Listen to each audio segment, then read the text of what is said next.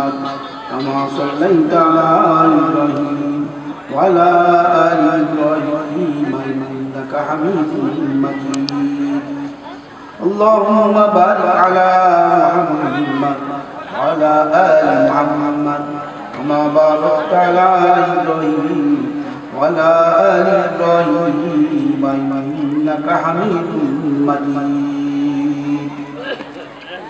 الحمد لله الفتاح المنان ذي الطول والفضل والإحسان الذي من علينا بالإيمان وفضل ديننا على سائر الأديان صلى الله تعالى عليه وعلى آله وصحبه ما دام الألوان أما بعد فقد قال الله تبارك وتعالى في كتابه العظيم أعوذ بالله من الشيطان الرجيم بسم الله الرحمن الرحيم ولقد يسرنا القرآن للذكر فهل من مدكر وقال النبي صلى الله عليه وسلم طلب العلم فريضة على كل مسلم أو كما قال صلى الله عليه وسلم صدق الله العظيم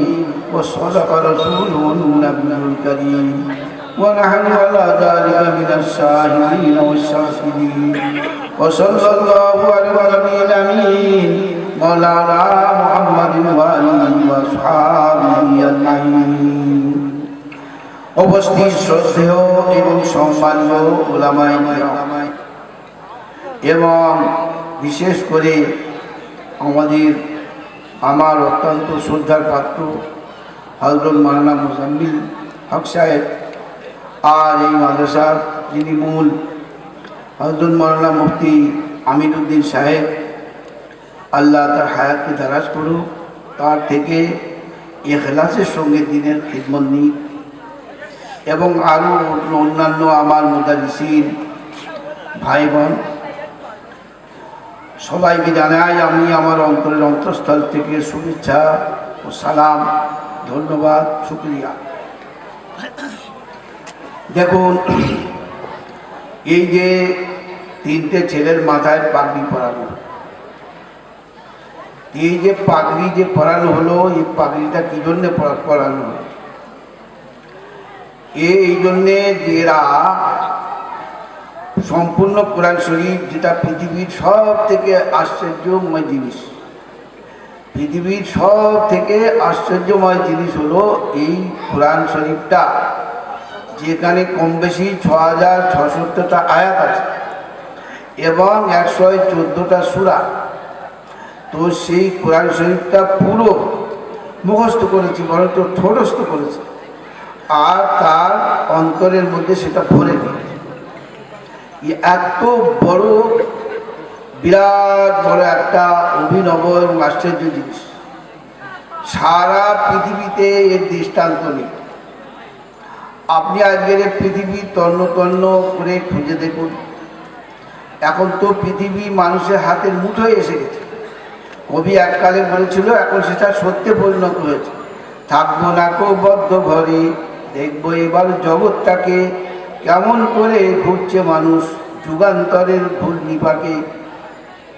তেমন মানুষ বদ্ধ ঘরে নেই, সব ভারতবর্ষটা ডিজিটাল হয়ে গেছে। পৃথিবী আরও অন্যান্য যে স্টেটগুলো অনেক আগে হয়ে গেছে, আর দিন দিন বিজ্ঞানের কি উন্নতি। তো আজকের জানাজানির যুগ, আজকের ছোট ছোট বাচ্চারা পর্যন্ত জানছে পৃথিবীতে কোথায় কি হচ্ছে। এখানে যে এটা হচ্ছে, এমন বৈজ্ঞানিক যন্ত্র আবিষ্কৃত হয়েছে যে এখান থেকে ৪,০০০ মাইল দূর সোজা নিচে চলে গেলে আমেরিকা, সেখানে বসে বসে তারা সরাসরি দেখতে পাচ্ছে যে আজকের এই নামাজগড় মাদ্রাসায়, এই কী বলে দারুস সালাম ঈদগাহ মাদ্রাসায় এই অনুষ্ঠানটাই সভা, এত বিজ্ঞানের উন্নতি। কিন্তু আপনারা কেউ খোঁজ পেয়েছেন যে এরকম এত বড় একটা গ্রন্থ, যে গ্রন্থ আদ্যপান্ত একটা বাচ্চা পর্যন্ত তার মুখস্থ থাকতে পারে? পৃথিবীতে ঐশী ধর্মগ্রন্থগুলো আছে। আল্লাহর পক্ষ থেকে যে আল্লাহর বাণী অবতীর্ণ হয়েছে তার সংখ্যা হলো 104, আর 4টে তার মধ্যে বড় বড়: তাওরাত, ইনজিল, জবুর আর কোরআন। আর 100 হলো সহিফা। সহিফা মানে কি? আল্লাহর তরফ থেকে প্রেরিত যে আল্লাহর বাণী, সেটা ক্ষুদ্রাকার, এই জন্য সহিফা বলা। তো কোরআন শরীফ ছাড়া সবগুলো আছে, যদিও সারা পৃথিবী এক না, যে যা আছে তা সব বিকৃত, পরিবর্তিত, সেখানে বিভিন্ন রকম পরিবর্তন করে দেওয়া হয়েছে। এই সারা পৃথিবী এ বিষয়ে এক না, কিন্তু আছে। তো আজ আপনি তার একটা হাফিজ দেখাতে পারেন যে হাফিজ হয়েছে। এরকম মানব রচিত ধর্মগ্রন্থ যেগুলো, তারও একটা হাফিজ বা মুখস্থ করেছে আদ্যপান্ত আপনি দেখাতে পারেন। এরকমভাবে জেনারেল লাইনের গ্রন্থ, কোনো বই পুস্তক এত গুরুত্ব সহকারে যে প্রথম থেকে শেষ পর্যন্ত মুখস্থ করানো হয়, এরকম আপনি দেখাতে পারেন। আর এই যে কোরআনে পাক, কোরআনে পাক এক অভিনব আল্লাহর কালাম। আল্লাহ পাক নিজেই বলছেন যে আমি কোরআন পাককে মুখস্থ করার জন্য সহজ করেছি। আল্লাহ পাক যাকে ভালোবাসেন, আল্লাহ পাক যাকে তৌফিক দান করেন, সেই একমাত্র হাফেজ হতে পারে। হাফেজের বিরাট ফজিলত, হাফেজের বিরাট মর্যাদা। বিশ্ববিখ্যাত শেখুল হাদিস এবং আমিরুল মুমিনিন ফিল হাদিস হযরত আকদাস মাওলানা ইউনুস সাহেব রহমতুল্লাহ আলাইহি, যিনি মাদ্রাসা মাযহাব উলুমের শেখুল হাদিস ছিলেন এবং আরব অনারবে যা হাদিসের পাণ্ডিত্যের প্রচার প্রসার হয়ে গেছে, সবাই এক কথায় স্বীকার করে। তো তিনি, আমরা দেখেছি, হাফেজ শুনলি বড় সৌভাগ্যবান। এবং বলতেন যে হাফেজ মানে দৈনিক তিন পারা করে পড়তে হবে, এবং সেটা নমাজে পড়তে হবে। নমাজে যদি না পারে, বেশিরভাগ অংশ নমাজে পড়ে এমনি পড়তে হয়। হাফেজ বড় সৌভাগ্যবান। আল্লাহর কালাম ডাইরেক্ট তার অন্তরে আছে, তার অন্তর সবসময় আলোয় আলোকিত হয়ে আছে, তার মধ্যে নূর আছে, নূর আছে। তো এটা আল্লাহ পাকের দান, এটা আল্লাহ পাকের বিশেষ দান। আল্লাহর বিশেষ দয়া না হলে এই জিনিস হয় না। তাই এটা বড় জিনিস। এইবারে আমরা মাদ্রাসাওয়ালারা সবার সময় বা বিশেষ কোনো অনুষ্ঠান করে পাগড়িগুলো দেওয়া হয়। এ পাগড়ি দেওয়ার বহু কারণ। তার মধ্যে একটা বড় কারণ হলো এই যে আমরা এদের জন্য দোয়া করি যে আল্লাহ, এরা যেন কোরআন শরীফকে মুখস্থ রাখতে পারে এবং পড়তে পারে, এরা যেন মুখস্থ রাখতে পারে, এরা যেন না ভোলে। কারণ কোরআন শরীফ মুখস্থ করে হাফেজ হয়ে ভুলে যাওয়া বড় অপরাধ, বড় ভয়াবহ জিনিস। এবং এর মতো হতভাগা কেউ নেই। তাই আপনাদের কাছে দোয়া নেওয়া হবে আর দোয়া চাওয়া হয় এই জন্যে যে আপনারা দোয়া করুন, এরা যেন আজীবন এটাকে মুখস্থ রাখে, এর তদারকি করে এবং এটা চর্চা করে। রমজান মাসে তারাবি শোনায় আর সব সময় কোরআন শরীফ পড়তে থাকে। পড়তে পড়তে পড়তে পড়তে বিদায় বেলায় যখন যাবার সময় হবে, এরা কোরআন পাক পড়তে পড়তে এরা আল্লাহর কাছে চলে যায়। এই দোয়া আপনাদের কাছ থেকে নেবার জন্য এইরকমভাবে পাগড়ি পরিধান করানো হয় আর এরপরে দোয়াও করা হয়। কারণ আমরা জানি। যত বয়স বেশি হচ্ছে আর হাদিস কোরআন যত আল্লাহ তৌফিক দিচ্ছে দেখবার, তাতে এটি বুঝে আসছে যে কোন মানুষ আল্লাহর কাছে যে প্রিয় আমরা তা জানি না। আল্লাহর সঙ্গে বান্দার সম্পর্ক, আল্লাহর সঙ্গে বান্দির সম্পর্ক, পুরুষ হোক নারী হোক, কার অন্তরটা যে কিরকম তা আমরা জানি। এই জন্যে কোনো মানুষকে আমরা তুচ্ছ বলে মনে করি, কোনো মানুষকে আমরা ছোট বলে মনে করি, যে আমরা জানি না যে এর অন্তর আল্লাহর সঙ্গে কিরকম জুড়ে আছে। কারণ আল্লাহ পাক ঘোষণা করে দিয়েছে যে মানুষের মধ্যে সব থেকে সম্মানী কে, আর আল্লাহর প্রিয়তম কে, আল্লাহ পাক বলে দিয়েছে ইন্না আকরামাকুম ইনদাল্লাহি আতকাকুম, তোমাদের মধ্যে সব থেকে আল্লাহর কাছে সম্মানের পাত্র সম্মানী যার আল্লাহর সঙ্গে মহব্বত আছে, ভালোবাসা আছে, যে খোদা ভিড়, যে খোদা আল্লাহকে সব সময় ডাকে, কোনো সময় আল্লাহকে ভোলে না। তো এরকমভাবে মানুষের মধ্যে কে মানুষ এমন আছে তা আমরা জানি না, আর সঠিকভাবে জানার উপায় আমাদের কাছে আমরা জানতে পারবো না, ওয়াহি বন্ধ হয়ে গেছে।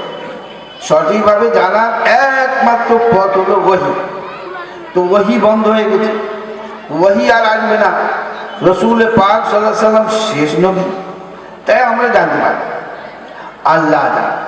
তাই আপনাদের কাছে দোয়া নেওয়া, যেটা যেন ঠিক মুখস্থ করে রাখে, পড়ে, এরা পড়বে যত তত কি হবে, এর দ্বারা আসমান জমিনের বরকত আল্লাহ করে দেবে, আসমান জমিনের বরকত আল্লাহ করে দেবে। আর সেটা তার দ্বারা সেও উপকৃত হবে, তার ফ্যামিলি উপকৃত হবে, যে পাড়া প্রতিবেশী তারাও উপকৃত হবে। এবং যেহেতু এটা আল্লাহর কালাম, আল্লাহর কালাম, এটা কত দূর কত অঞ্চলের মানুষ উপকৃত হবে সেটা আল্লাহ জানে। সেই সঙ্গে যারা এই ভূমির উপরে পৃথিবীর উপর আছে তারাই শুধু উপকৃত হবে তা না, সেই সঙ্গে যারা ভূতলে চলে গেছে, কবরস্থ হয়ে গেছে, তারাও এর থেকে উপকৃত হবে। সেই জন্য বিশেষভাবে দোয়া করবেন যে এরা যেন মুখস্থ হয়। আর এদের কাছে আমাদের বিশেষভাবে যে অনুরোধ, এরা যেন পড়তে থাকে, একটা কথা। দ্বিতীয় কথা হলো এটা যে কোরআন শরীফ মুখস্থ করার পরে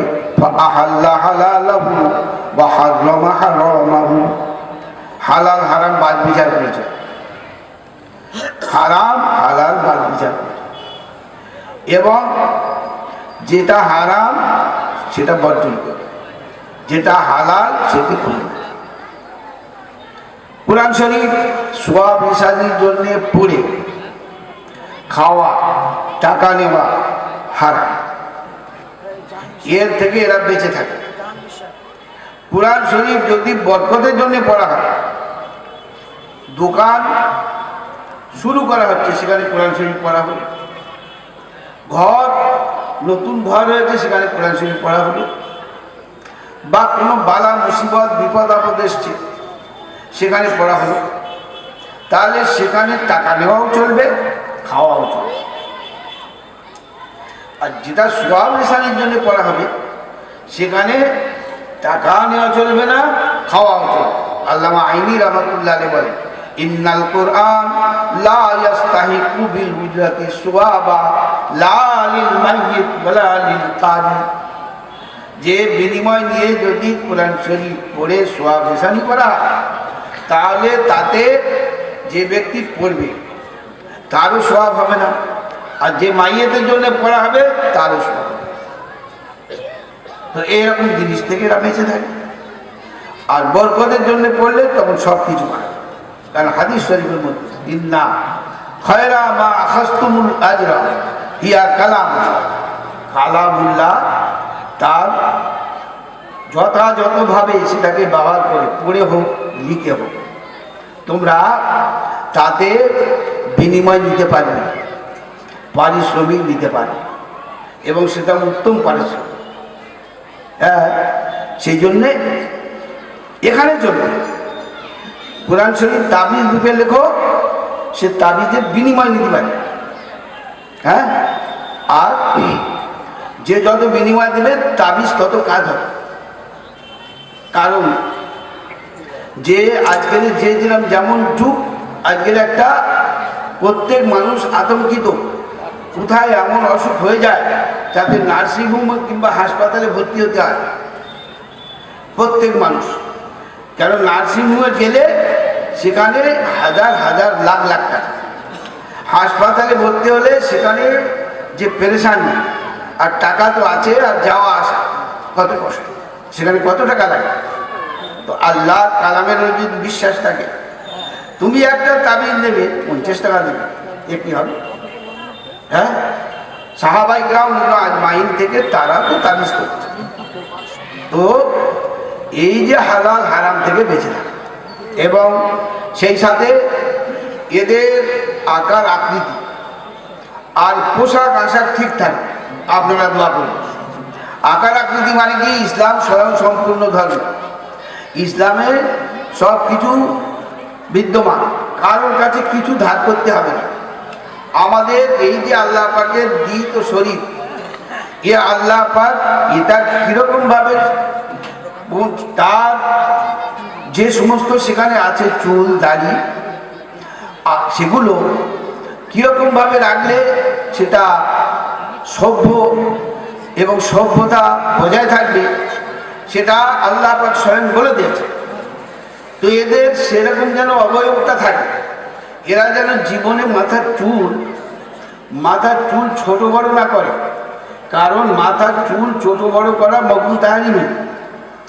যে ব্যক্তি মাথার চুল ছোট বড় করে কিংবা তার ছেলেদের ছোট বড় করে চুল কাটে, তাহলে সে মকরুহ তাহরিমির গুনাহ হবে তার।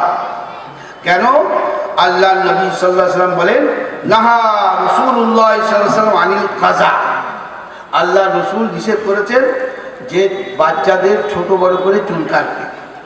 চুল রাখতে হবে মুসলমানের, তথা যেটা আল্লাহর কাছে পছন্দনীয় সেটা হলো 3 প্রকারের কোনো এক প্রকার। একটা হলো হয় নেড়া করতে হবে, সব নেড়া। আর রাসূলুল্লাহ সাল্লাল্লাহু আলাইহি ওয়াসাল্লাম জীবনে একবার নেড়া হয়েছে, বড় বড় সবসময় চুল থাকতো।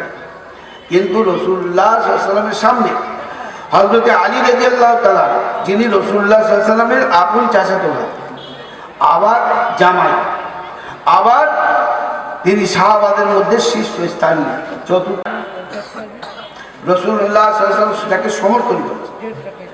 তাই নেড়া হওয়া আর নাই চুল সমান করে। আর দাড়ি যদি বড় থাকে, পাট্টা চুল লাগবে।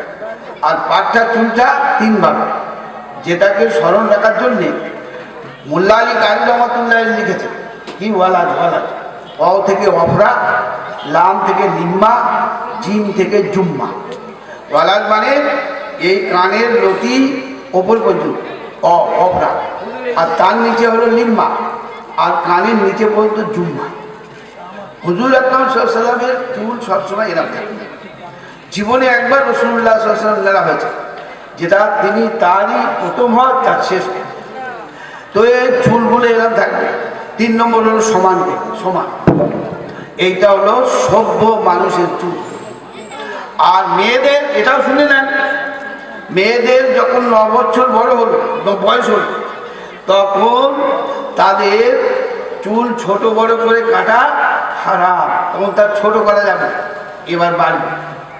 আর এ কথা ইমাম মুহাম্মদ রাহমাতুল্লাহ আলাইহি বলছে। হাদিস শরীফের একটা কিতাব আছে মুয়াত্তা ইমাম মুহাম্মদ, সেই তার হাসিয়াতের ঠিকাতে এটা লেখা আছে যে এর উপরেই ফলো, যে মেয়েরা যখন 9 বছর বয়স হলো তার চুলগুলো আর কাটা চুল বড় হতে থাকে। তো এরকমের চুল থাকবে, এদের চুলগুলো এরকম থাকবে। এরা যেন এই অসভ্যভাবে চুল না রাখে। হ্যাঁ, আমরা লা ইলাহা ইল্লাল্লাহ মুহাম্মাদুর রাসূলুল্লাহ পড়েছি, আর আল্লাহকে মেনেছি, আল্লাহ রসুলকে মেনেছি। আমরা এই স্বীকারোক্তি দিয়েছি যে যত রকমের সভ্যতা আর যত রকমের ভদ্রতা সে হলো আল্লাহ রসুল সাল্লাল্লাহু আলাইহি সাল্লাম। তিনি তো নিজের পক্ষ থেকে বলেন, আল্লাহ সুবহানাহু ওয়া তাআলার পক্ষ থেকে তিনি যে এনে বলে গিয়েছেন সেইটাই আমরা গ্রহণ করি, সেইটা আমরা গ্রহণ করি। আল্লাহ রসুল সাল্লাল্লাহু আলাইহি সাল্লাম আল্লাহর পক্ষ থেকে এমন কিছু কোনো জায়গায় খুঁত রেখে যাননি যেখানে আমাদের কারোর কাছ থেকে ধার করতে হবে। সব জায়গায় দেখুন, আপনি একটা নখ কাটবেন, কিরমভাবে নখ কাটতে হবে সেও বলে দেওয়া হবে। হ্যাঁ, সব কিছু বলে দেওয়া হয়। এরা যেন তার পাবন্দি করে, এদের চুল যেন এরকম থাকে। আর যে সমস্ত ইমাম যাদের মাথার চুল ছোট বড় করে রাখা আছে তাদের ইমামতি করা হলো মকরুহ তাহরিমি, তারা গুনাহগার। আর সেই সঙ্গে দাড়িটা থাকবে কি, এদের পুরো দাড়ি থাকবে, এরা দাড়ি কাটবে না, দাড়ি এক মুষ্টি রাখতে হবে। যখন এক মুষ্টির বেশি হবে তখন হারাম হবে, হ্যাঁ, তখন হারাম। সেই হিসাবে এদের যেন দাড়িটা ঠিক থাকে। যার দাড়ি কাটবে এক মুষ্টির নিচে এক মুষ্টি দাড়ি রাখা হলো ওয়াজিব। হ্যাঁ, এটা হলো শিয়ার ইসলাম, আমাদের নিজস্ব সভ্যতাইতে এটা আল্লাহ রসুল সাল্লাল্লাহু আলাইহি সাল্লাম বলেছেন। আর মজার ব্যাপার হলো এইতে পৃথিবীতে যত নবী এসছে এর প্রচার করে গেছে যে পুরুষ মানে দাড়ি, যত নবী এসে সবার দাড়ি, যত সিদ্দিক শহীদ আর আল্লাহর প্রিয় বান্দা সবার দাড়ি। এমনকি যে কিতাবুল মাগাজি হাদিসের যে কিতাব যখন আমরা পড়াই যুদ্ধের অধ্যায়, তখন এমন একটা সময় ছিল যে সকলের দাড়ি।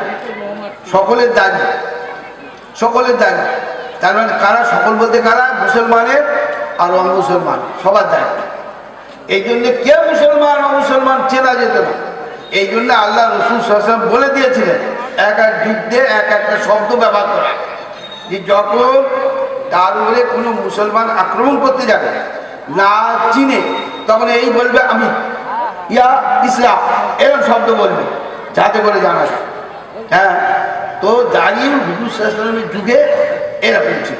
আরও আশ্চর্য কথা শুনেন, এই ভারতবর্ষের বুকে সব মানুষের দাড়ি ছিল, কি মুসলমান কি অমুসলমান। হযরত মাওলানা হুসাইন মাদানী রহমাতুল্লাহ লিখেছে যে ভারতবাসীকে দাড়ি কাটতে অভ্যস্ত করেছে কে, এই ইংরেজ। এর আগে সবার দাড়ি ছিল। তো দাড়ি একটা শরীয়তের বিরাট জিনিস। তো আপনারা দোয়া করবেন, হ্যাঁ, যেটা যেন দাড়ি না কাটে। আর এগুলো এই জন্যই বলতে হয়, আপনার দাড়ি কাটা মৌলানা দেখেছে, দাড়ি কাটা হাফেজ দেখেছে। হ্যাঁ, তো এদের অবস্থা যেন এরাম না, দাড়ি পুরো থাকে। সেই সঙ্গে সঙ্গে আল্লাহ সুবহানাহু ওয়া তাআলা এদের যেন পরবার করবে। সেই সঙ্গে সঙ্গে হাদিস শরীফে এসছে যে এদের মাতা পিতা কাল কিয়ামতের ময়দানে এমন নূরের তাজ বা মুকুট পরানো হবে যার আলো, যার উজ্জ্বলতা সূর্যের থেকে অনেক গুণ বেশি আছে। ও সূর্য নয় যেটা আমাদের থেকে 9 কোটি মাইল দূরে আছে, ও সূর্য নয়। ওই সূর্য যদি কারোর ঘরে এসে যায় আর ঘরের দরজা জানালা সব বন্ধ করে দেওয়া, তো সূর্যের যে উজ্জ্বলতার বর্ণনা কেউ দিতে পারবে? এর থেকে আরো উজ্জ্বলময়। সহিহ হাদিসে এসেছে। তো এরাই মা বাপ যেন এরম পায়, তো এও দোয়া করবে। সেই সঙ্গে আজ আমাদের সবক দেওয়া হচ্ছে, ভাই আমরা মুসলমান, আমাদের পাঠ কি ছিল? আম্বিয়া ইকরাম সাল্লাল্লাহু আলাইহি ওয়াসাল্লাম, বিশেষ করে নবী মুহাম্মদ সাল্লাল্লাহু আলাইহি ওয়াসাল্লাম যা করেছেন। আর নবী মুহাম্মদ সাল্লাল্লাহু আলাইহি ওয়াসাল্লাম তিনি কাদেরকে তৈরি করেছেন? তার শিষ্যদেরকে, সাহাবারা। আর সাহাবারা কি? তারা সব জানেন। আল্লাহ পাক তাদের দুনিয়াতে সার্টিফিকেট দিয়েছেন, রাদিয়াল্লাহু আনহুম ওয়া রাদু আনহু। আল্লাহ এদের উপর সন্তুষ্ট আর এরা আল্লাহর কাছ থেকে পেয়ে এরাও সন্তুষ্ট।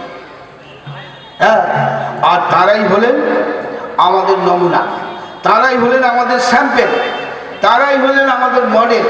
আল্লাহ নবী সাল্লাল্লাহু আলাইহি ওয়াসাল্লাম বলেন, ইবনে মাজাহ শরীফের হাদিস, আলাইকুম বিসুন্নতি ওয়া সুন্নাতিল খুলাফায়ে রাশিদিন আযু আলাইহা বিন নওয়াজিদ, হ্যাঁ, যে তোমাদেরকে আমার সুন্নত আদায় করতে হবে। আর আমার খোলাফায়ে রাশিদিন, আবু বকর সিদ্দিক রাদিয়াল্লাহু তাআলা, উমর রাদিয়াল্লাহু তাআলা, উসমান গনি রাদিয়াল্লাহু তাআলা, আলী রাদিয়াল্লাহু তাআলা, আর অন্যান্য সাহাবা, অন্য হাদিসে আর সাহাবী কানুজো হিমুক্তাদাইতুম ইহতাদা, আমার সাহাবারা নক্ষত্র সমতুল্য, যার তোমরা অনুসরণ করবে সঠিক পথে। তো সাহাবাদের আমাদের নমুনা, তারা সব দাঁড়িয়ে আছে, এই তারা সব আমাদের নমুনা। তারা কি করতেন? অধিকাংশ সাহাবারা তারা কি করতেন? 7 দিনে খতম করতেন একটা, 7 দিনে। হ্যাঁ, তো আজকের আমরা মুসলমান বলি, মুসলমানের যে ইজ্জত হাদিস কোরআনে এসছে সেইটা পাবো বলে আশা করলে হবে? বলে গাছে উঠতে পারবে, উঠতে পারবে না বড় ছেলের কাছে। তো আমরা মাদ্রাসার মাধ্যমে এইটা চালু করতে চাচ্ছি, যে এই কোরআন শরীফকে বুকে ধরে পড়ে পড়ে আমাদের পূর্বসূরীরা তারা উচ্চ আসনে আসীন হয়েছে, আর তারা সারা জগতের জন্য আশীর্বাদ স্বরূপ হয়েছে। তো আমার মুসলমান ভাইরা আবার কোরআন শরীফকে বুকে ধরে, আর বুকে ধরে এটাকে সাহাবারা যেরকম করেছিলেন সেরকম করে, সাহাবারা 7 দিনে খতম করেছে। আমরা না পারি অন্তত 30 দিনে একটা খতম করতে, না পারি কম করে 40 দিন। ফেকার কিতাবে লিখেছে 40 দিনে যদি একটা খতম না করে, পুরুষ হোক নারী হোক, কোরআন তার বিরুদ্ধে দাবিদার হয়ে দাঁড়াবে। কেন করবে? উত্তর দিতে পারবে। 10টা-12টা কারণ, যে কারণে পাগড়ি আপনাদের সামনে দেওয়া হয়, হ্যাঁ, কিছুগুলো দোয়া করবে। এবার আমি সংক্ষেপ করে দেবো। তার আগে একটা কথা বলি, আমি যে একটা হাদিস পড়েছি, তালাবুল ইলমে ফরিদাতুন আলা কুল্লি মুসলিম, এই মুসলিম পর্যন্ত এই হাদিসটা অনেক ওলামারা বক্তারা বলে থাকেন, তালাবুল ইলমে ফরিদাতুন আলা কুল্লি মুসলিমিন ওয়া মুসলিমা, মুসলিমা শব্দটা হাদিসের মধ্যে। আল্লামা শামসুদ্দিন সাহাবী রহমাতুল্লাহ তিনি আল মাকাসিদুল হাসানা লিখেছেন, তার মধ্যে এটা আছে। আর বিশেষ করে আমার উলামা ভাইদের, তারা যেন এর থেকে সতর্ক হয়ে যায়, কারণ যে হাদিসটা হাদিসে নেই, হ্যাঁ, সেটা হাদিস বলে চালানো বড় গুনার কাজ। মান কাযাবা আলাইয়া মুতাআম্মিদান ফালইয়াতাবাওয়া মাকআদাহু মিনান নার, তার ঠিকানা হলো জাহান্নাম। সেই জন্য তালাবুল ইলমে ফরিদাতুন আলা কুল্লি মুসলিম, বাংলায় বলি প্রত্যেক মুসলমানের উপরে এলেম শিক্ষা করা পড়ে। এবার কোন এলেম কি, কিন্তু আমার আর সময় নেই, ঘন্টা বাজাচ্ছে। হ্যাঁ, আল্লাহ সুবহানাহু ওয়া তাআলা আমাদের তৌফিক দান করুন। আর এবার আমি দোয়া করব। আর দোয়ার আগে আমাদের যে মুফতি সাহেব আমিনুদ্দিন সাহেব কিছু বলবেন, তারপর আমি দোয়া করব। তো আমি বক্তব্য শেষ করব, তার আগে একটা কথা বলি। দেখুন, আল্লাহ পাক আমার কিছু বই আমার তারা লিখেছেন, আমি যোগ্য নই। আর এটা এই জন্যই বলছি, একটা বই কেউ লিখে দেখুন না, মৌলবী আর যে কোনো লিখে দেখুন না, কথা কষ্ট, পাবলিকের কাছে চলে যাবে বইটা, সেখানে উচ্চ শিক্ষিত মানুষরা দেখবে, সেখানে বড় বড় আলিম ওলামারা দেখবে। তোমার তখন কারিত হিসাবে এই জন্যই বলতে, যে সব থেকে কঠিন কাজ হলো ফতোয়া লেখা, আর 2 নম্বর কঠিন কাজ হলো বই লেখা। আছু বাপের বেটা, লেখো, হ্যাঁ, বই লেখা। এবং সে বই চালু হলো, লিখলে তোমার এমন আছে ধরবে খাট করে, তুমি এটা বল লিখেছ। তো আমার আল্লাহ লিখিয়েছে জোর করে, যোগ্য আমি নই। অনেকগুলো বই সব শেষ হয়ে গেছে। আর আমার যত লেখা বই সব থেকে বেশি সাপ্লাই হয়েছে এখান থেকে, এই চালতা বেড়ে হয়েছে। হ্যাঁ, যে খুব এখান থেকে সেভ হয়েছে। এখন 5 রকমের বই আছে। একটা বই হলো তাসাউফ বা সুফিবাদ, আধ্যাত্মিকতাটা কি, নফস কারে বলে, রূহ কারে বলে, কলব কারে বলে, অন্তঃকরণটা কি, আর রূহ মানে আত্মাটা কি, আর নফস মানে প্রবৃত্তিটা, এর আলোচনা আছে। পীরকে মুরিদ হওয়া কি, হ্যাঁ, নারীরা কী করে মুরিদ হতে পারে, মুরিদ হতে গেলে তাদের শর্ত, আর তকদির কি, এই বিষয়ে সবার যত না পড়া যাবে। আর একটা বই আছে জান্নাত, শুধু জান্নাতে বলে, যা আসাম, বহুল আমাদের কথা, যে আসাম, পশ্চিমবঙ্গে, বাংলাদেশে এককভাবে শুধু জান্নাতের উপর বই নেই, শুধু সহি হাদিস থেকে জান্নাত থাকে। কোথায় এখন জান্নাত আছে কারা জানে, সংক্ষেপে। আর একটা বই আছে জাহান্নাম, ওই জাহান্নাম, শুধু জাহান্নাম এখন কোথায় আছে আর জাহান্নামে কারা যাবে এরকম। আর 4 নম্বর বই হলো আর শেখ মৌলানা মোহাম্মদ ইউনুস রহমতুল্লাহ আলাই, যিনি কিছুদিন আগে 2 বছর আগে 4 বছর আগে 3 বছর আগে চলে গেলেন, তো তার জীবন। আর 5 নম্বর হলো নববী দোয়া, এবং এটা লিখে নেবেন, এটা নিয়ে পড়বেন। আর এটা নিলে আপনার জন্য সৎকার জারিয়া হবে, আপনার ফ্যামিলি পড়বে। মুসলমানের জন্ম হলো কিসের উপরে? পড়ানো। এই মুসলমান ইসলাম ধর্মের শুভালগ্ন, যে ইসলাম ধর্ম পৃথিবীর বুকে উদিত হয়েছে, এর প্রথম বাক্যটা কি? একরা। প্রথম বাক্যটা একরা মানে পড়। মুসলমান পড়া ছেড়েছে, খালি এখানে সেখানে লিপ্ত হয়েছে। তো এর ভয়াবহ পরিস্থিতির পরে আসছে। তাই আপনাদের কাছে বিশেষ আবেদন যে নেবেন, পড়বেন, সৎকার জারিয়া হবে। আল্লাহ পাক তৌফিক দান করুক। এখন আপনাদের অত্যন্ত প্রিয়, আমারও প্রিয় মুফতি আমিনুদ্দিন সাহেব কিছু বলার পরে আমি দোয়া করব। মহতারাম ভাইরা, আমরা যারা বসে আছি অল্পক্ষণের জন্য, আপনারা উঠে গেলে আমাদের করার কিচ্ছু নেই, আল্লাহ সব দেখছেন। স্বেচ্ছাসেবক ভাইদেরকে বলছি, আমার কাছে বারবার ফোন আসছে, রাস্তা এত জাম, কোনো গাড়ি ঘোড়া যাতায়াত করতে পারছে না। আপনাদেরকে ভলেন্টিয়ারি ব্যাচ দিয়ে কাজ আমি বুঝিয়ে দিয়েছি, যদি হাতে না হয় লাঠি হাতে ধরুন। এটা মেলার জন্য জলসা করিনি আমরা, ইসলাম কোনো খেলনা নয়, ইসলামকে খেল বানাবেন না। প্রয়োজনে আগামী বছর থেকে জলসা করবো না, খোদার কসম করে বলছি। আল্লাহ আল্লাহর প্রতিষ্ঠান চালাবে। এইভাবে যদি আপনারা একটা ধর্মীয় জলসাকে মেলার রূপ দেন, আর এলাকার ভাইরা যদি এটাকেই সমর্থন করেন, আমি আমিনুদ্দিন বলে যাচ্ছি, জাহান্নামের আগুন আপনাদের জন্য অপেক্ষা করছে। অমানসিকতার পরিচয় এত, একটা ধর্মীয় জলসার নাম করে বাড়িতে এসে মেলায় ঘুরছেন, এত নির্লজ্জ, এত অমানুষ। অমানসিকতার একটা সীমা থাকে।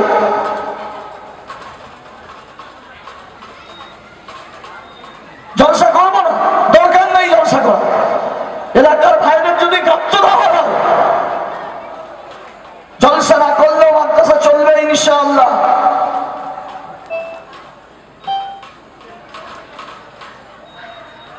ভাই যারা দাঁড়িয়ে আছেন বসুন, নাহলে বাড়িতে চলে যান, দরকার নেই কারো। আল্লাহ আছে। এবারে যারা ঘোরাফেরা করছে এসো, হয় বসো, আল্লাহ বাড়িতে চলে যাও।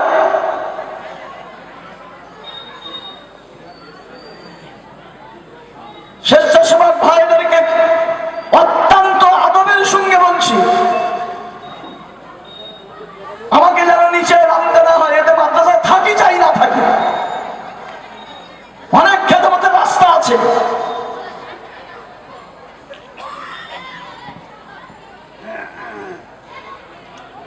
নিজ জাতি নিজের জাতির শত্রু, ছি ছি ছি ছি ছি, লজ্জায় মাথা নিচু হয়ে যায়। একটু মিলে মিলে বসেন, আপনারা যে কজন আছেন বসেন, দুটো একটা কথা বলবো, বসেন, তাড়াতাড়ি বসেন। একটু আগে আগে আসেন, বুঝতে পারছেন না, মিলে মিলে বসেন না একটু। নবীন সুন্নত জবাই হয়ে যাবে, এখানে দিনের কাজ কাজ করবে।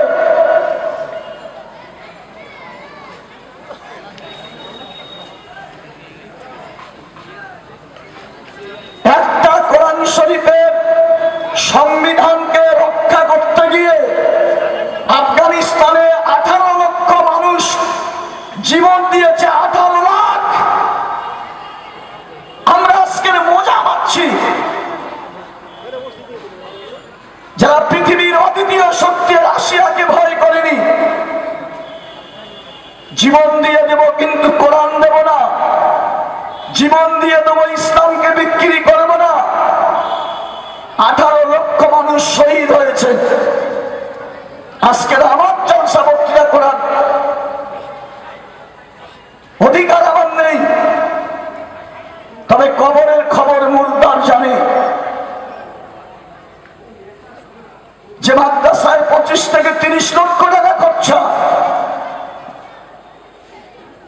দুটো বৎসর আমাদের শিক্ষকরা টিকিট কেটে বানচাল করেছে। লকডাউনের কারণে বাইরে কালেকশন করতে পারেনি। এলাকার ভাইরা একবার কেউ জিজ্ঞাসা করেনি, মুফতি সাহেব বাইরের কালেকশন কয়েক লক্ষ কালেকশন স্তব্ধ হয়ে গেল, মাদ্রাসা চলছে কি করে? খুব অন্যায় করেছি। চালতাবেড়িয়া ঈদগার মাঠে মাদ্রাসা করে খুব অন্যায় করেছি।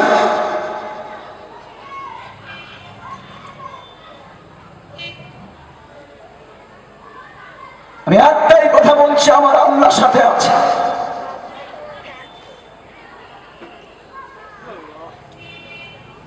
আমার জাদু ভাই ফাঁসির মঞ্চে ওঠার আগে তাকে ওজন করে দেখা গেল যা ওজন, ফাঁসির সংবাদ শোনার পরে তার ওজন 7 পাউন্ড বেশি হয়ে গেল। যিনি কোরআন পড়তে পড়তে ফাঁসির মঞ্চে উঠে দাঁড়ালেন, ফাঁসির দড়ির দিকে তাকিয়ে ফাঁসির দড়িটা নিয়ে চুমা খেলেন, একজন কোরআন প্রেমিক।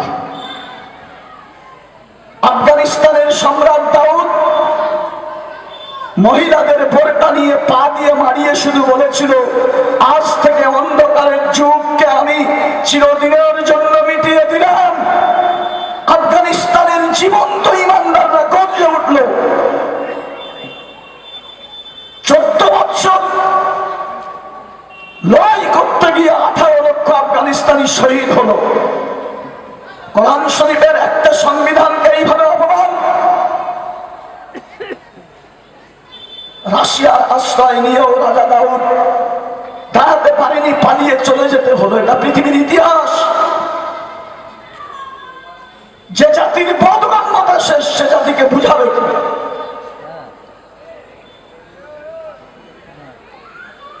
সেজন্য এখনো পর্যন্ত যারা রাস্তায় ঘুরছেন, আমি তাদের কাছে পায়ে ধরে বলবো, আপনাদের জলসায় মেলা করার জন্য ডাকা হয়নি, আপনারা বাড়িতে চলে যান।